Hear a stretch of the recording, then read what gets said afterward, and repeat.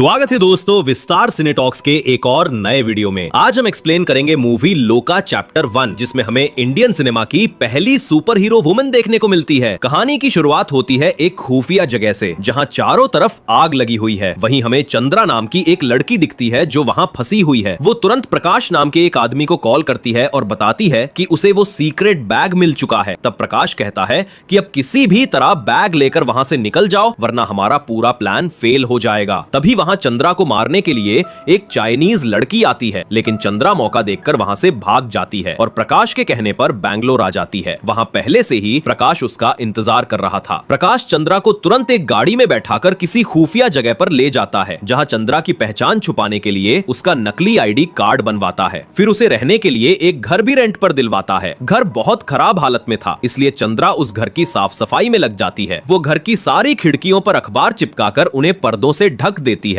क्योंकि उसे धूप पसंद नहीं है। जैसी ही हल्की सी धूप उसकी बॉडी पर पड़ती है तो वो जलने लगती है। इसी बीच जब चंद्रा घर की आखिरी खिड़की को अखबार से ढक रही थी, तभी उसने देखा कि सामने वाले एक घर से एक लड़का सनी उसे घूर घूर कर देख रहा है। वो चंद्रा को पहली बार देखकर ही उसकी खूबसूरती में खो जाता है और अपने दोस्तों से भी बताता है कि सामने वाले ग्रुप में नई खूबसूरत लड़की आई है। फिर एक दिन सनी की बिल्ली खो जाती है और जब वो उसे ढूंढकर अपने घर की तरफ जा रहा था, तभी अचानक एक तेज रफ्तार से गाड़ी उसकी तरफ आ रही थी। इससे पहले कि सनी संभल पाता, तभी हमारी सुपर हीरो चंद्रा उसे धक्का देकर बचा लेती है। और ये सब होते हुए किसी ने भी नहीं देखा, सिर्फ और सिर्फ सनी के अलावा। सनी ये बात अपने दोस्तों को बताता है, लेकिन उन्होंने कहा कि जब से चंद्रा आई है तब से तू उसी के बारे में सोचता रहता है, इसलिए उसे उस लड़की का भ्रम हो रहा है। मैंने भी वहां उस जगह पर चंद्रा को नहीं देखा था, लेकिन सनी ये मानने को तैयार नहीं था। अब हमें पता चलता है कि चंद्रा दिन भर घर में अकेली रहती है और रात में वो एक रेस्टोरेंट में काम करती है। फिर एक दिन चंद्रा ने देखा कि एक लड़का उसकी रेस्टोरेंट वाली साथी को परेशान कर रहा है और उस पर तेजाब फेंकने की धमकी दे रहा है, क्योंकि वो लड़का उस लड़की से प्यार करता था, लेकिन वो लड़की उससे प्यार नहीं करती थी। जिसके बाद वो लड़की से जबरदस्ती करने की कोशिश करता है। ये देखते ही चंद्रा गुस्से में आकर उसी तेजाब से उसका हाथ जला देती है और उस लड़के को इतना मारती है कि वो अधमरा हो जाता है। जिसके बाद उस लड़के ने इसकी शिकायत एक इंस्पेक्टर नाजियप्पा को कर दी। लड़के ने बताया कि वो लड़की एक साधारण लड़की नहीं थी। ये सुनकर नाजियप्पा में भी उस लड़की से मिलने का इंटरेस्ट जाग उठता है। फिर एक दिन जब चंद्रा ऑटो में बैठकर अपने घर जा रही थी, तभी उसी ऑटो में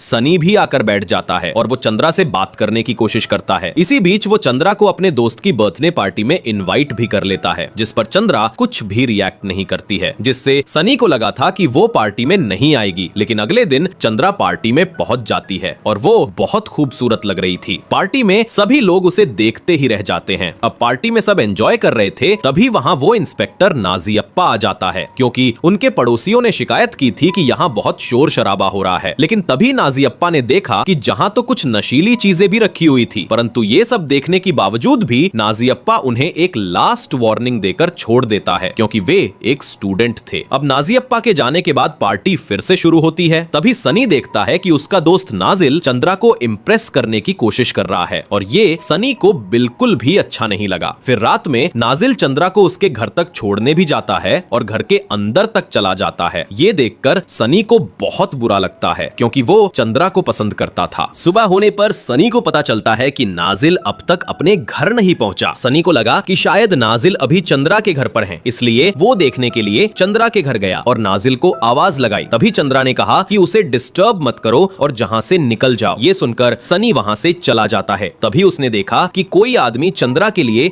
एक पार्सल लेकर आया है। फिर घर जाकर सनी और वेनु नाजिल का एक ऑडियो मैसेज मिला, जिसमें वो नशे की हालत में कह रहा होता है कि चंद्रा के घर में कुछ तो गड़बड़ है, वो वैसी लड़की नहीं है जैसी हमें लगती है। अब सनी का शक और बढ़ जाता है और वो चंद्रा का पीछा करने लगता है और वेनु से कहकर गया कि वो चंद्रा के घर में नाजिल को ढूंढे, लेकिन उससे पहले ही नाजिल घर पहुंच जाता है, क्योंकि उसको तो रात में नशे की हालत में पुलिस ने उसे पकड़ लिया था। उधर जब सनी चंद्रा का पीछा कर रहा था, तभी कुछ माफिया लोग चंद्रा को बेहोश करके एक ऑटो में बैठाकर अपने साथ ले जाते हैं और तभी सनी ये सब देख लेता है और चंद्रा को बचाने के लिए उनका पीछा करने लगता है। माफिया के लोग चंद्रा को एक सुनसान जगह पर ले जाते हैं। कुछ देर बाद जब चंद्रा को होश आया तो वो उन सभी को बहुत बुरे तरीके से पीटने लगती है और तो और वो अपने बड़े बड़े दांतों से उन सभी को मार देती है, जिससे हमें पता चला कि चंद्रा के पास वैम्पायर वाली शक्तियां हैं। लेकिन उसी वक्त सनी भी वहां पहुंच जाता है और चंद्रा का ये रूप देखकर वही बेहोश हो जाता है। जब सनी को होश आया तो चंद्रा ने कहा कि अगर ये बात उसने किसी को बताई तो वो उसे भी मार देगी, जिसके बाद सनी चंद्रा को चुप रहने का वादा करता है। अब चंद्रा उन लाशों को उठाकर एक ऊंची इमारत पर ले गई और उन्हें ठिकाने लगा दिया और एक छलांग में उस ऊंची इमारत से नीचे भी उतर जाती है। ये देखकर तो सनी बेचारा फिर से बेहोश हो गया। जब उसकी आंख खुली तो उसने अपने आप को चंद्रा के घर पर पाया। चंद्रा भी वही सोफे पर सोए हुई थी, इसलिए सनी धीरे से उठकर बाहर जाने की कोशिश करता है, लेकिन दरवाजे पर ताला लगा हुआ था। जिसके बाद उसने खिड़की से अखबार हटाकर अपने दोस्त वेनु से मदद मांगने की कोशिश की, लेकिन वेनु तो कुछ और ही समझ रहा था। तभी खिड़की से धूप निकलकर चंद्रा के हाथ पर पड़ जाती है, जिससे चंद्रा की आंख खुल गई और उसने फौरन खिड़की को बंद कर दिया। धूप से उसका हाथ जल गया था। जिसके बाद उसने फ्रिज से एक खून की बोतल निकाली और उसे पीने लगी, जिससे उसका हाथ फिर से ठीक हो गया। और सनी ये सब बस चुपचाप खड़ा होकर देख रहा था। कुछ देर बाद वेनु अपने दोस्त सनी को लेने चंद्रा के घर पर आ गया। चंद्रा ने जाते वक्त भी सनी को फिर वार्निंग दी कि अगर ये बात किसी को बता चली तो उसके साथ उसके दोस्त को भी मार देगी। अब क्राइम सीन पर नाजी अप्पा पहुंच चुका था। तभी उसे वहां पर एक आइजलेंस मिलता है जो दरअसल चंद्रा का ही था। जिसके बाद नाजी अप्पा कैसे ना कैसे करके चंद्रा के घर तक पहुंच जाता है और छानबीन करने के बाद उसे वही लेंस चंद्रा के घर पर मिल जाता है और इसके साथ साथ उसे फ्रिज में खून की बोतलें और एक खुफिया कमरा भी मिलता है, जिससे उसको समझ आ जाता है कि जहां कुछ तो गड़बड़ है। लेकिन तभी वहां चंद्रा पहुंच जाती है, जिसके बाद नाजी अप्पा और चंद्रा के बीच जमकर फाइट होती है और चंद्रा नाजी अप्पा के हाथ पर काट लेती है। फिर जैसे ही चंद्रा नाजी अप्पा को मारने वाली थी तभी वहां सनी पहुंच जाता है और इसी मौके का फायदा उठाकर नाजी अप्पा एक गोली चला देता है जो सीधे सनी को लग जाती है और नाजी अप्पा खिड़की से कूदकर तुरंत वहां से भाग जाता है। अब चंद्रा सनी को हॉस्पिटल नहीं ले जा सकती थी क्योंकि वहां वो पकड़ी जा सकती थी, इसलिए चंद्रा सनी और उसके दोस्तों को